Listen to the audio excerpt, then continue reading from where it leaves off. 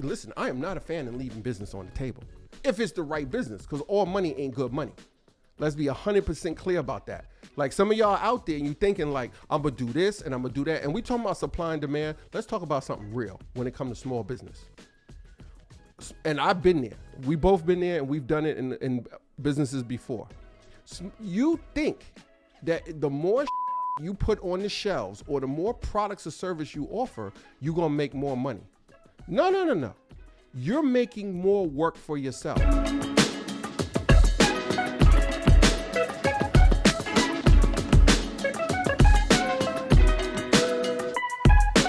So what happens when you have the overflow, but you don't have the people or the products to meet the need?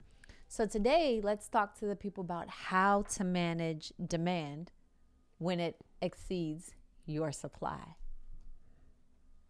Well, if you got more demand than you got supply, you like that's a first world problem. I was gonna say that's a good problem to have, but you need to figure out how to solve it really fast, or you probably not gonna have that demand anymore because those clients or customers, what have you, are gonna take their business someplace else because you're not meeting their need, unless you're running some type of specialty thing like you do limited drops and stuff like that. So the demand, you're using the scarcity model to as part of your whole business plan. But we're talking about, let's say the average small business who could be like, a local retail shop selling, whatever type of food product or clothing product or what have you.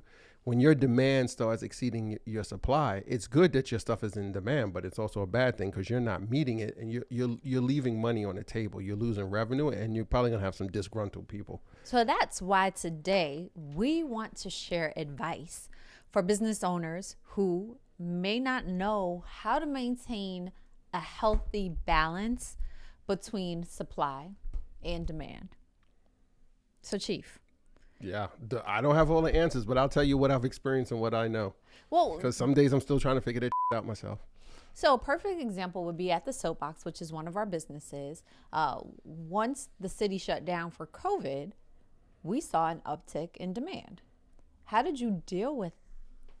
What's that look for? God, I'm listening. I'm seeing where you're going with this question. That's all. How did you deal with that? Well, we said we source more demand from certain areas, but we didn't service all the areas. Okay. So people were calling because some of the neighborhood dry cleaners or laundromats, they closed because for whatever reason, safety concerns, or their team members were like, hey, I'm not coming to work during COVID, or, there's a lot going on, which we, I totally understand and respect. So we were getting demand from other areas, but we didn't service those areas. Mm-hmm. So, we had to make a decision. Do we start driving even further to go service additional clients who are not in our current service area and risk neglecting our core service area because now the drivers have to drive further. So now we can't accept the normal amount of orders that we would take in that hour pickup and delivery window, because now they're driving to, X neighborhood that adds, 20 more minutes to, their travel time, depending where it is. So the demand was there, but there were some, you have to look at it according to what your business model is, what is your business, and is it beneficial? And the question is, we had to look at, are some of those people who are demanding our service in the areas that we didn't service because their local shop was shut down? After their local shop opens back up, are they going to continue to use our services? So that was another factor we had to take into mind. So they're just using this temporarily to get by. So granted, yeah, we make some money, but if I neglect our core customers in our core service area, let me not say core customers, our core clients who are in our service area, to go pick up some of this extra business due to demand for COVID, I could risk losing that client who's been with us for 3 years because now they can't schedule a delivery that they're used to in a normal time frame because we're running to go service these other areas due to the demand. So yeah, how do we deal with it? Some of it we expanded our area that made sense. Mm-hmm. And then others, we politely told them, I'm sorry, we currently don't service your area at the moment, but we'll make note of it. And if we expand in the future to your area, which we hope to do, we'll send, we'll notify you by, email, text, or snail mail. So you bring up some really good points and ideas that people can walk away from. I want to kind of set the stage from a technical perspective, right? Because I understand that many of the small businesses that follow us on Commerce and Chill are subscribe. Either considered micro businesses, or that they may be a sole proprietor, or not have or have 5 or fewer employees. But what I hear a lot from people is that they want to get into larger supply chain. They want to get into corporate supply chains. Yeah, I want to sell my products or services to this big bank. Or, why? I'm going to say why. Because, or to this big right. retailer. Why?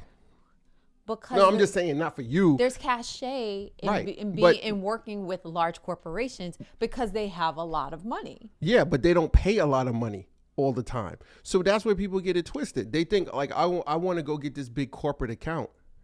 And then you're under these impressions that because I don't know. I'm not even going to name any big people any big businesses, because I don't want anybody to think I'm saying anything about them negatively, because we do work with some large organizations. And we've done work with some large organizations in the past that we realized from working with them that it's not a good fit. So don't think just because you're about to get a deal with some Fortune 1000 company or Fortune 500 company, that don't mean you just hit the gold mine. Let me be absolutely clear. They're going to look at your services and your product or whatever, and they're going to run you through the mill just like they run everybody else. And they're going to be like, okay, you want me to pay X. They're going to be figuring out how they can pay less.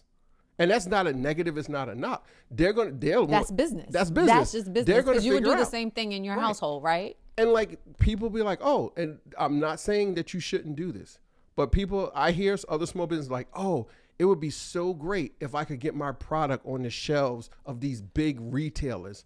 Like, you need to understand the dynamics behind getting your product on the shelf as a retailer. There's some fees that go into that. Like, it's not like they just say, oh, it's a heavy lift. Right. Send me 2,000 units and then we're going to put you on an end cap and we're going to set you up with marketing. Like, there are sometimes, some exceptions when it happen, like blah, blah, blah. But that's not the norm. So you need to understand you could probably make more money with a lot more money with a lot of small to mid-sized clients than with some of these bigger retailers. Let me give you a definition, a technical definition of supply chain.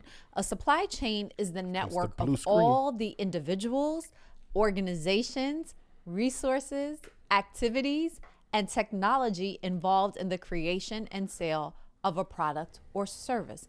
So if you're selling to a commercial entity, you're part of their supply chain. But you could be selling to an individual and you're part of their household supply chain. So for example, when we go to the grocery store and we buy eggs, milk, or whatever, that grocery store is part of our supply chain because they're providing us with supplies to make breakfast, lunch, and dinner. Getting my money every week. Every week they get my money. And for those of you who don't know, I'm a lover of words. So let's take a look at the etymology of the word supply.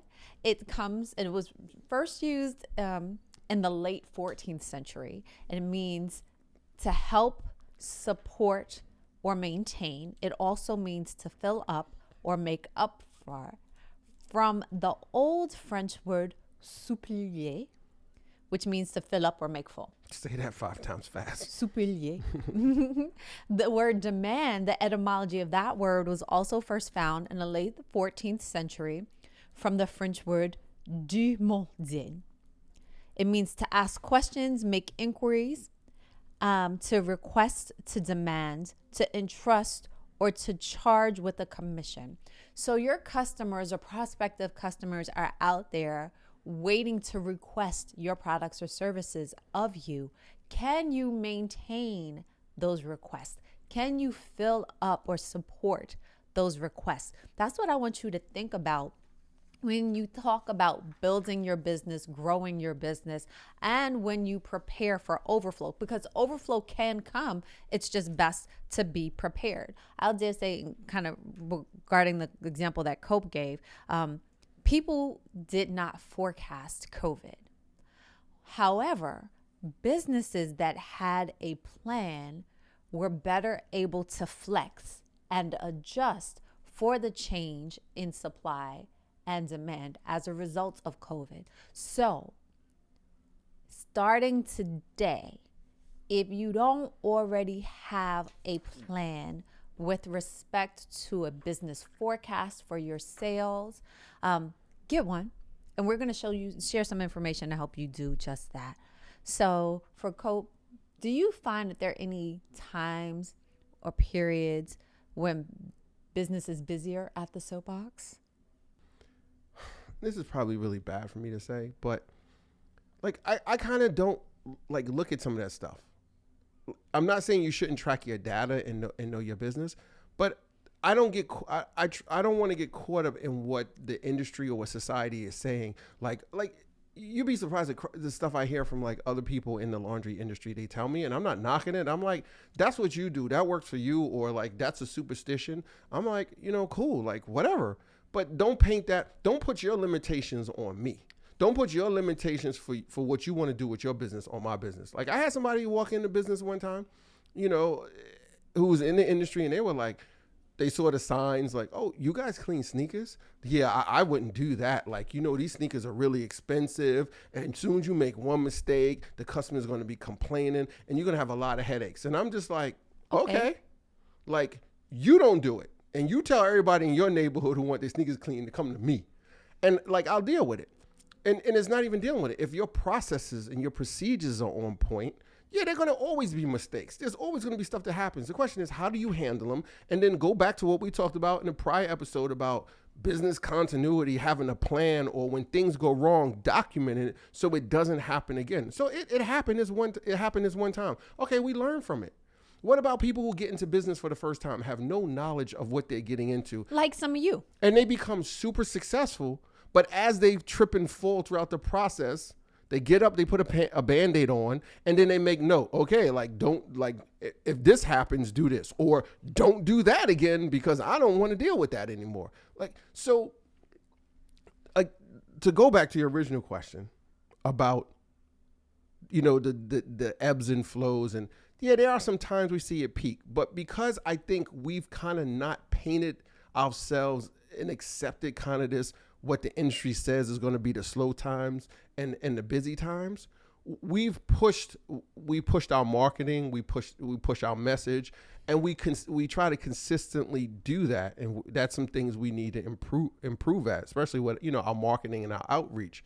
We need to improve it greatly, but we try to stay consistent with it. So we're reaching our current clients and new clients consistently. So even when the industry says, oh yeah, like I talk to other owners and they're like, oh yeah, my store is slow, or this part of my business is slow. And I'm like, oh, and in my head, I'm like, it ain't slow for us. It's like, it's either like normal or it's a little above. And sometimes it'll dip. But when I look at it overall, I'm like, oh, like we're good.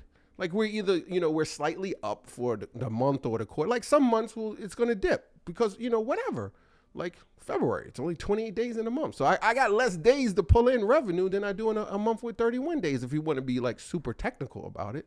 So, dealing with it is a question when it goes up and down. We try to push to make sure it's not going down because we're always trying to say, how do we reach more people? How do we keep the current clients satisfied? And when they do have a mistake, which is why I was looking at my phone earlier, because somebody just emailed our dedicated email for when they have a question or a concern, and that email goes to 3 people on the team, and we're managing it through a software so we could get back to them in a timely manner. So when stuff does go wrong, how do you handle it so you keep them as a client?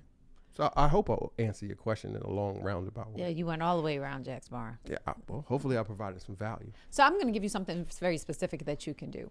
Whatever your business is, product, service, understand the seasonality of what you offer. So say, for example, you have an ice cream shop. You know that more ice cream is likely to sell in the summer than it is in the winter. So if you have an idea of what that seasonality is, and if you don't, because you're new in business, you can go to the library and find out information. You can talk to your suppliers. You could also survey your customers to understand what their preferences are and when they buy your product or service. What are you about to say? Okay, I think that's an awesome example. And here's where the contrarian in me comes out. But you didn't let me finish, but go ahead, contrary. The C for cope. C is for that is an excellent example, kind of what I was just like expanding upon, where you said it's summertime. There's going to be more ice cream in the summer than it does in the winter for that ice cream business. But I'm like, bump that. Because you're going to, not saying you, I'm just saying in general, we're talking about the industry, that people don't eat ice cream during the winter. That's not what I said. No, I'm just saying based on their, like, it's you're going to sell less ice cream in the winter than you do in the summer. I'm like, bump that. How do I sell the same amount of ice cream during the winter that I sell during the summer? I need to change my tactics when it comes to winter so I can sell the same amount of ice cream. So maybe people aren't coming to my ice cream shop because in the summertime, everybody's outside, with the kids. I need to figure out how do I get this ice cream to them during the winter because they want to stay at home bundled up. But when they sitting in the house all cozy with their Snuggie on, they're going to probably want some ice cream. So, again, understand the seasonality of your product or service. But don't let the seasonality dictate. And leverage the information that you have about the seasonality. So in those times when sales tend to be less, you have a plan, you have the tactics, you are prepared so that you can still have consistent income coming in, revenues coming in, sales going Can you deliver that ice cream to my door during the winter? I know somebody who does. Because I would still order it. So I'm like, I'm not disagreeing with you saying. I'm just like, don't let those, I don't even want to call them norms, but don't let those things that other people or other businesses or the industry has painted for you. Because if that was the case, there wouldn't be a lot of things that are going on today because, hey, what about yellow cabs? Like they didn't build the app to say you could order a cab and show up first because that industry painted a picture to say people will always stand in the street and hail cabs or call from their house, Black Pearl, Black Pearl, Black Pearl, and call for a car, for car service. Okay. But the model has changed. Okay. Because somebody didn't accept that. Okay. If you deal in the government space, government agencies will often provide a forecast for the products and services that they buy. So you can get an idea of when the police department is going to buy their vest, of when the school system is going to order math tutors, of when. Yeah. I was going to say whatever supplies they need for like the police department or the school. And sometimes corporations will also provide forecasts of when they plan to buy different products or services. Know what those forecasted items are so that you can plan accordingly, whether that means you reach out to your vendors to ensure that there'll be enough of the raw materials and equipment that you need if you're awarded that work. Then also create a staffing plan. If you're a startup or a solopreneur, think about how you can leverage your kids, in our cases, our nieces and nephews, or even interns to supplement your labor need. If you have staff, even if it's a small staff, also think about staff succession planning and making sure that you have processes and systems in place so that whether the demand for your products and services increases or decreases, you're able to meet that demand. Now, Chief, we've had a time or two when demand has been off the chain. Yes, at both. What's one specific thing that you did when the demand was more than we could manage? I think the biggest thing that's important for someone to do, and that we've done, is set the client or customer's expectation. So they're calling you and they're like, "Oh, we have it happen at JSB. We're people based. Our product is people, right? We provide the service." Somebody calls us today and says, "Listen, I need security for, this building. We just had we had a fire or whatever. We had to rip the facade off the front of the building to do work. And we kind of didn't think about it's going to be exposed to people could just walk in. Real talk. We had to rip the whole front of the building off to do some work. Or we just ripped the roof off the building because we're renovating it. And they were like, it just dawned on our team that people could just come into the building. So we need security. And they're like, can you start tomorrow? Mm-hmm. And I'm like, it kind of doesn't work that way.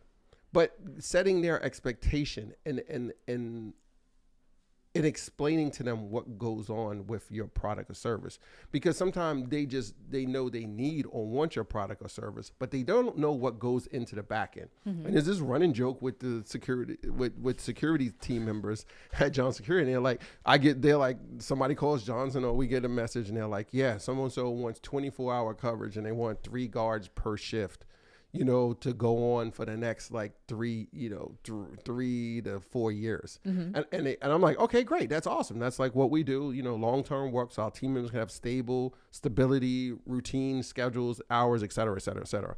And I'm like, cool. When would they like us to start? And they're like, oh, well, they want us to start on Monday. And I'm like, today is Sunday.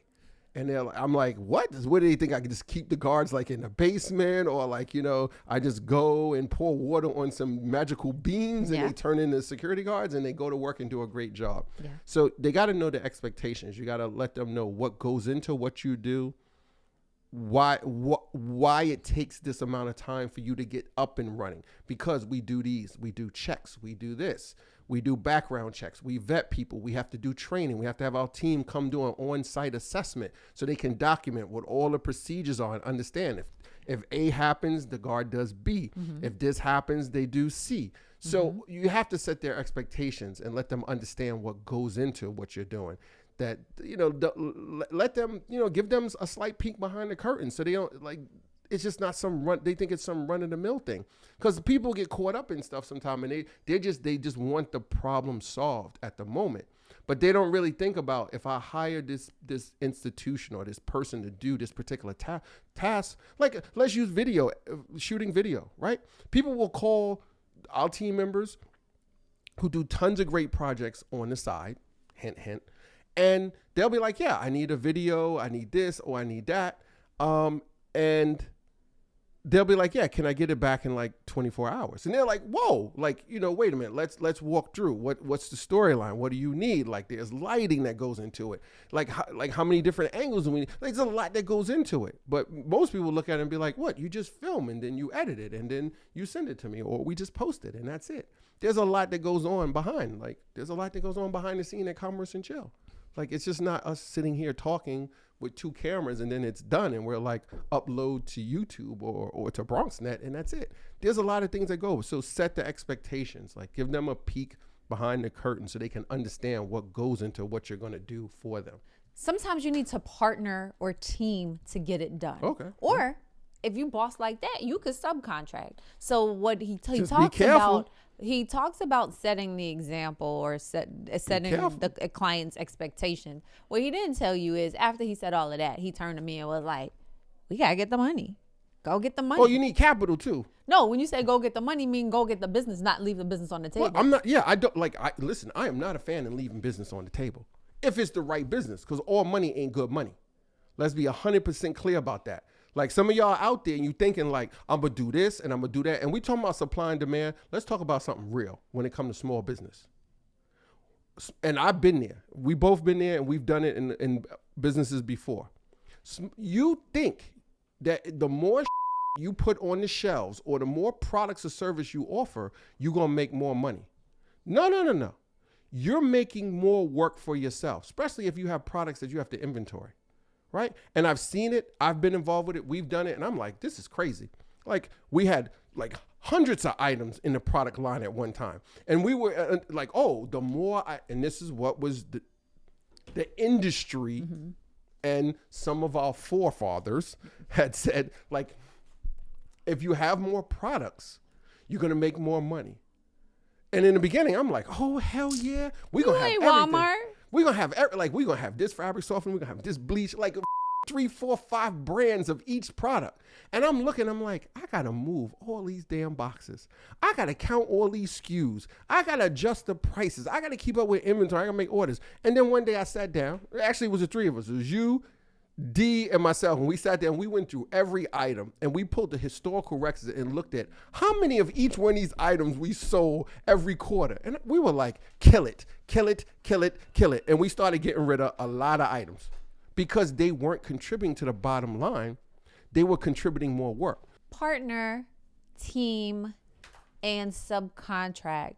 So if you're not able personally to meet the demand, you still can get that business. You still can get that order. Just make sure that you properly vet whomever you're working with. I was about to say, just be mindful. And in some cases, it may mean that you bring in a colleague who focuses on a different side of the business than you do. We've been on work before where we offer the guard services and we have a partner that offers the cameras. Why? Because we don't want to have an inventory of cameras. We don't want to have to do the installation. It's just not our specialty. It's not our focus. Right. Like, you can do really good focusing on a few things than trying to do a whole jack of all trades, master of none. So when you're going out and networking, because the world is opening back up, everything's not virtual as much, meet your competitors because they can potentially be collaborators and can help you meet the void if you can't meet the demand of your clients. Just make sure you trust them. Keep them on a short leash. I'm just telling you from experience. Make sure you vet them. Johnson said it earlier. Make sure you vet them.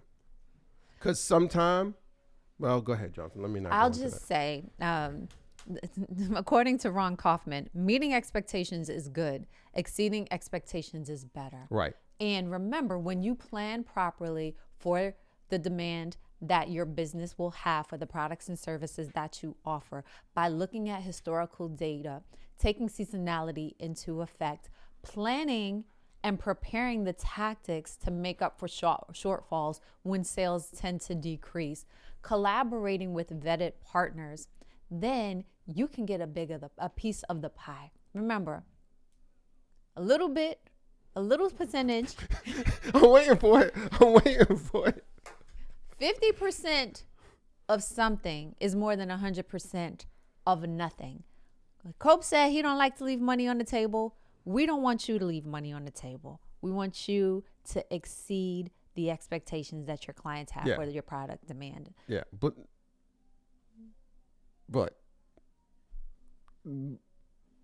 I don't want to say, all right, I'm going to say it.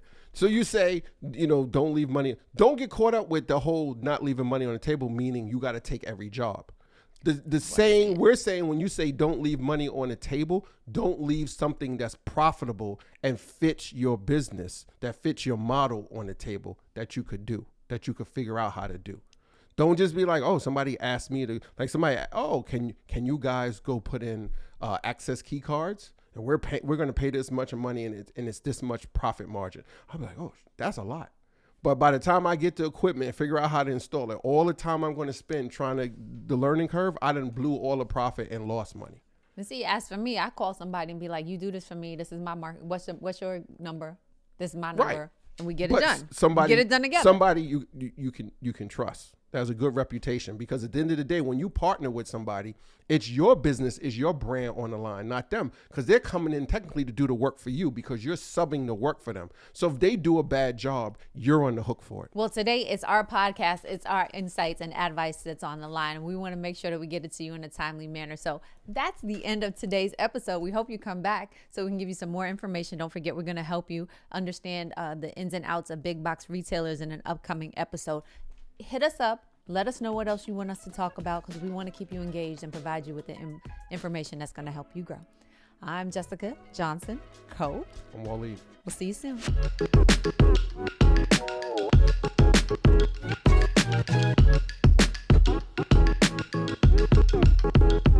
Hey, if you've got a story to tell about your personal story with business or starting a business or getting in business, DM us, email us, hit us up.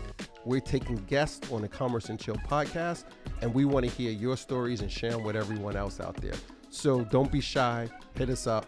Reach out to us. We look forward to having you on Commerce and Chill.